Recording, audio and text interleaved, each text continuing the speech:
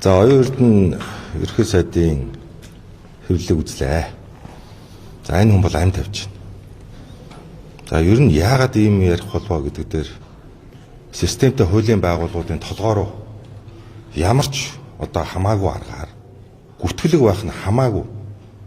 Энэ нь ерөөсөө ингээд барьцалдаж одоо ерөөсөө ингээд мөчр байсан ч нөгөө тогтож үлдэх юм одоо симхи гэх одоо юу гэл би одоо хэлэх үг болтохгүй.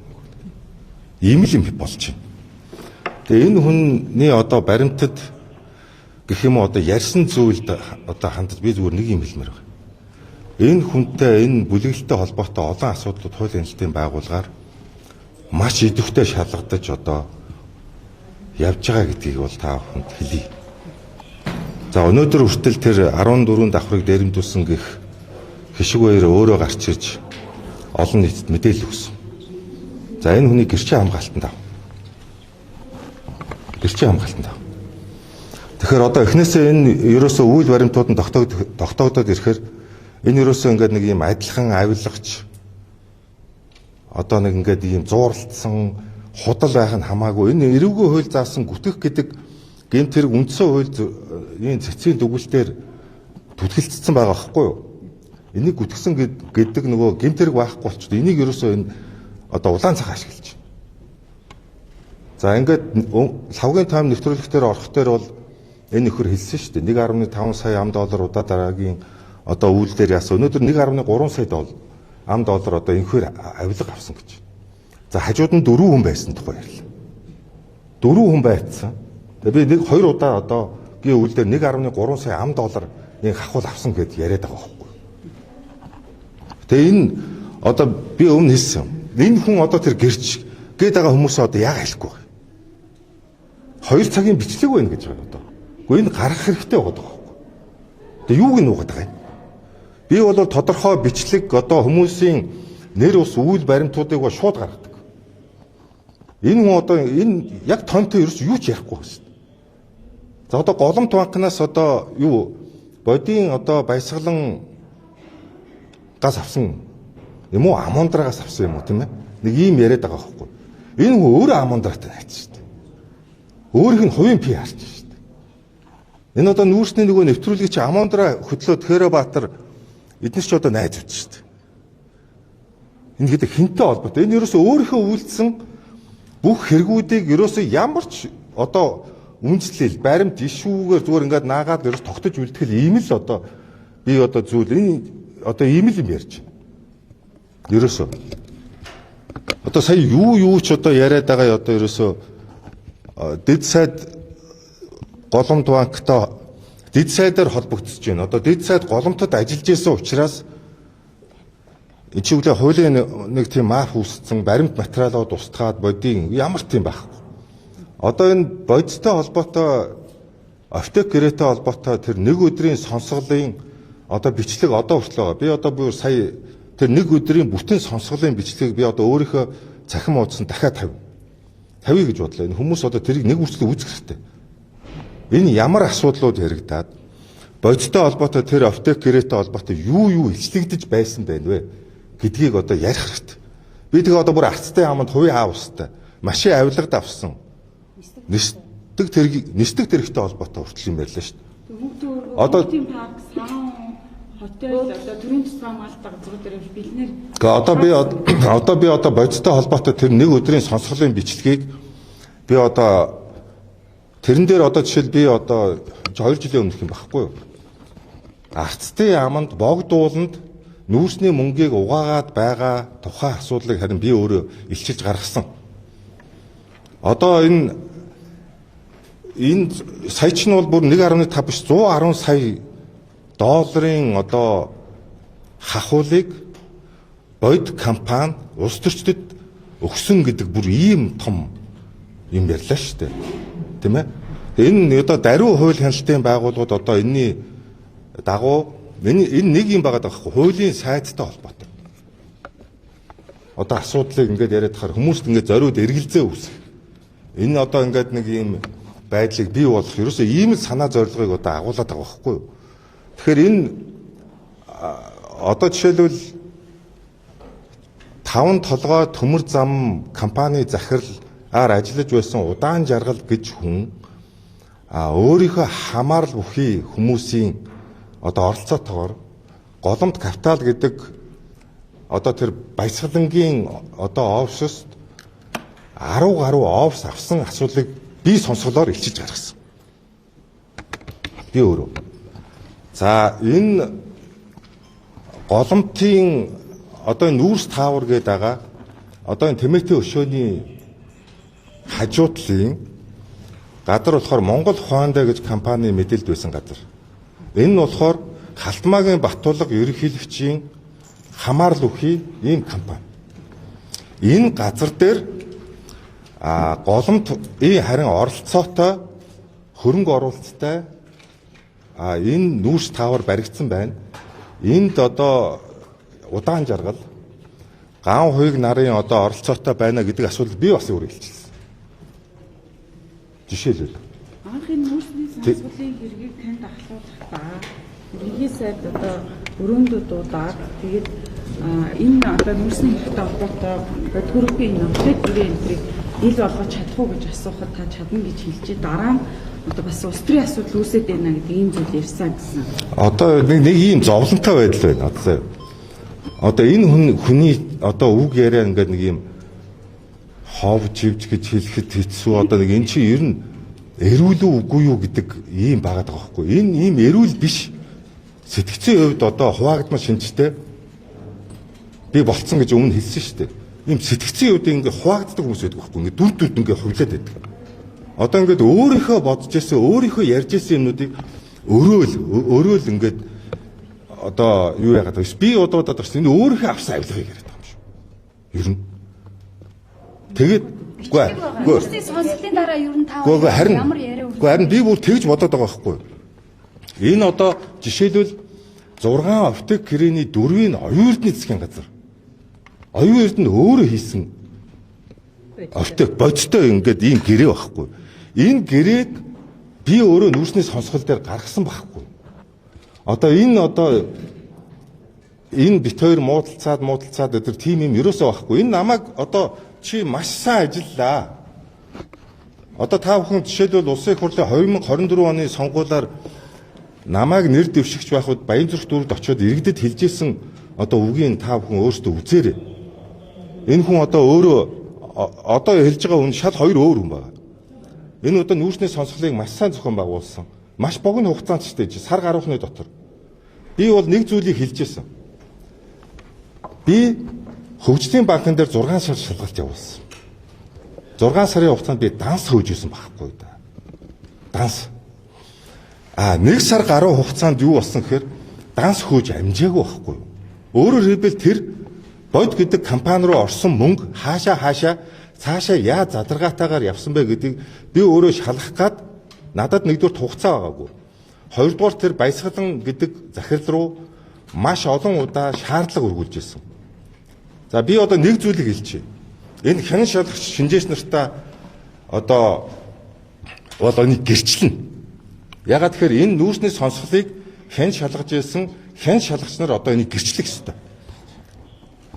Юун дээр гэрчлэх вөхөр бод компаниг санхүүгийн нөгөө нэг цаашаа тэр мөнгнүүд нь хаашаа явсан гэдэг баримт өгөхгүй ингээд шаардаад удаа бичиг явуулаад байхад өгөхгүй байгаадсан байхгүй юу? Би данс өгөх гэдээсэн.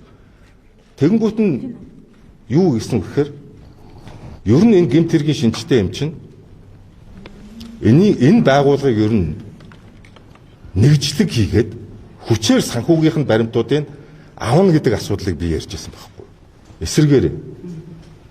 Тэгэхээр юу болох гэдээсэн бэхээр энэ голомт гэдэг нь өөрөө системийн том банк учраас системд одоо маш олон харилцагчдын одоо хөрөнгө одоо ийм юу учраас энэ өөрөө банкны системд маш том дөргилт болоод тэгээд энэ нөгөө одоо бас нөгөө санхүүгийн одоо тийм том эрсдлүүд хүмүүс одоо энэ банк руу ингээд цагдаа нэгжлэг хийж гинэ гэдэг ийм зүгээр мэдээлэл гарахад энэ банк дампуурах байхгүй юу.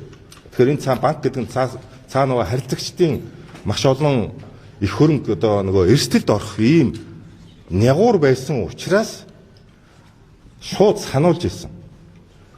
Өгөхгүй болоод хүчээр авчаад шүү. Тэгээд тэр шүн сонсголын урд шөнө одоо 10 хэдэд үлээд хууль зүйн яамны бичих хэрэгт санхүүгийн баримтын бид нарыг маргааш өглөө 9 цаг сонсгол хийнэ гэж яхад амжихгүй гэж тооцож авчираад тэгэнгүүт нь шүнжэнгөө унтахгүйгээр 10 үеийн хэн шалгач нартайгаа ухаад тэр санхүүгийн гүйлгээ баримтуудыг хуурамчаар хийсэн. Ойлгож байна уу? Хуурамчаар хийсэн гэдгийг нь нотлоод сонсгол дээр яригдчихсэн байхгүй бүр баримтыг үзүүлж байгаа. Та нар баясгалаа чи энэ санхүүгийн баримт чи хуурамч гэдэг бид нэ тогтооцсон шүү. Ойлгож байна уу? Тэгээ энэ одоо би нөгөө доогх байхгүй байна. Энэ ер нь өөрийгөө яриад байгаа юм биш үү гэж одоо сүүлдээ яриад байгаа ч одоо энэ байхгүй. Одоо онгоцны асуудал ярьсан чинь би одоо нэг уулзсан юм асуудал байгаа юу? яасан. Баясгалан захиралтай хурцуулж уулзсан. Би одоо жишээлбэл Амундра баясгалан гэдэг Амундра чинь бодийн захирал нь байсан. Энэ хоёр хүнтэй нүүр туулж нэг удаа уулзч үзэв. Энэ яриад байгаа юм ерөөсө худлаа байхгүй да. Ингээд дараа одоо хууль бус одоо энэ мэдчил асуудлыг та шалгууллаа гэж хууль хэмжээний байгууллага өгчээсэн шүү дээ. Тэгэхээр одоо яг одоо энэ салбарын өөрөө сайдар нь шүү дээ. Энэний ер нь явц зүрний ямар байгаа. Гэхдээ одоо юу шүү дээ ийм байгаа юм. Одоо энэ бүх хэрэгүүд нийтийн албан тушаалтан холбогдсон учраас авилгатай тэмцэх газар шалгаж байгаа. Харьяаллын дагуу.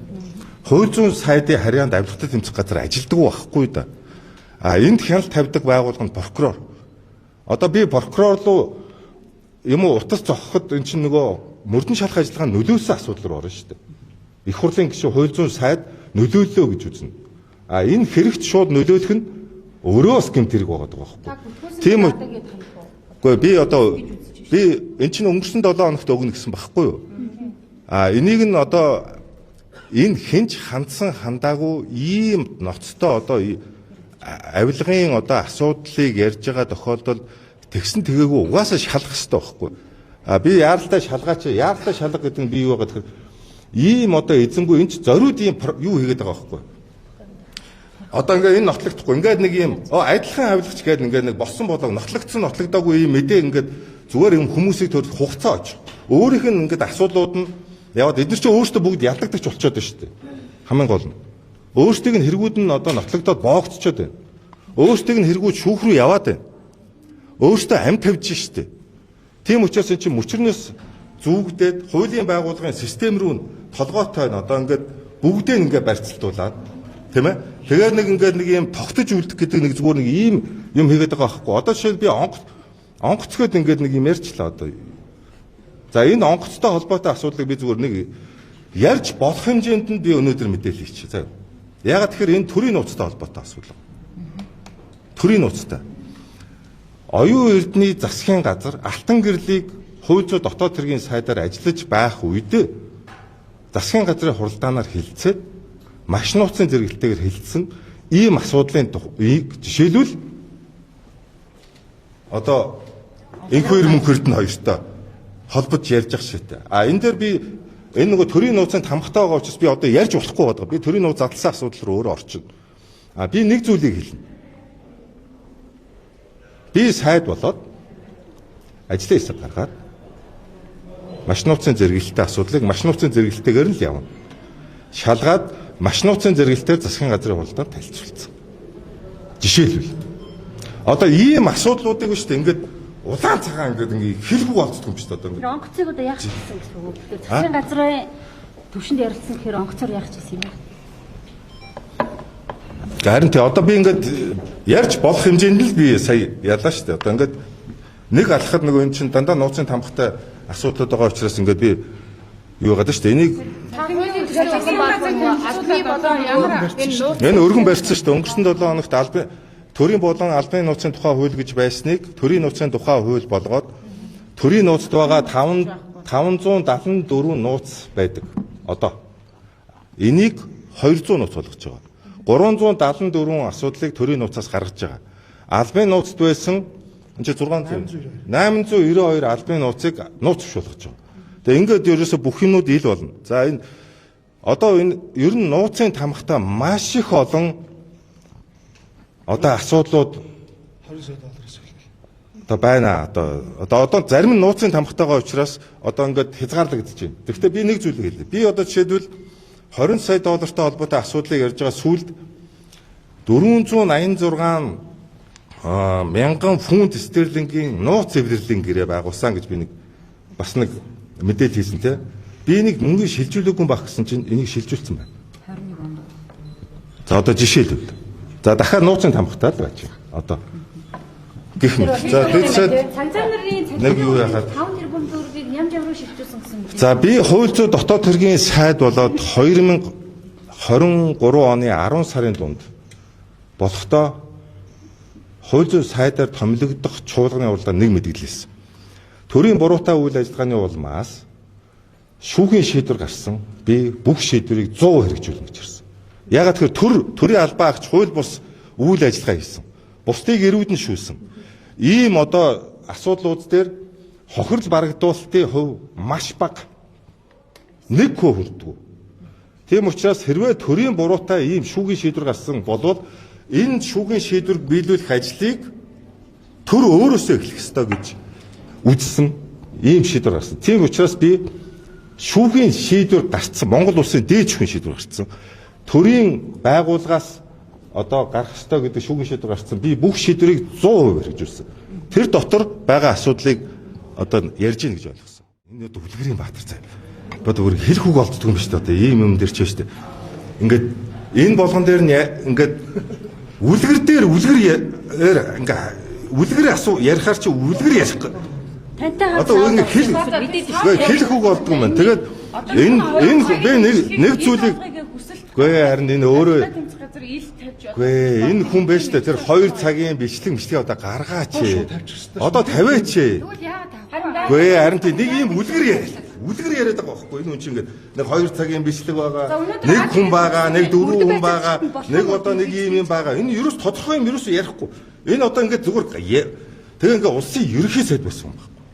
Улсын ерөнхий сайд энэ бүх төрлийн мэдээлэлтэй одоо энэ ийм хүн тэгээд дандаа өөрийнхөө найз нөхдүүдтэй холбоотой өөрийнхөө хийсэн юмнуудыг одоо ерөөсөө ингэж байгаа. Одоо би найз нөхд гэдэг дээр харин нэг зүйл хэлчих. Аюур сайхан гарсан те. Аюур сайхан пост хийсэн байлээ. Би энэ аюур сайхан одоо нөхөрт би бас нэг ханд шилжих гээд байгаа. Одоо аюур сайхан одоо өөрөө одоо яриач ээ. Та чи одоо ингэж цугаас яваад байсан тийм үү? Одоо яалла идлээ дууссан гараад ирсэн гэж бодож. Одоо юм уу ярих хэрэгтэй. Удахгүй ган хуй гарч ирнэ. Удахгүй ган хуй гарч ирнэ. Гаавыг одоо ярих хэрэгтэй наад нөхдүүдээ. Гэхдээ удахгүй гарч ирнэ. Одоо.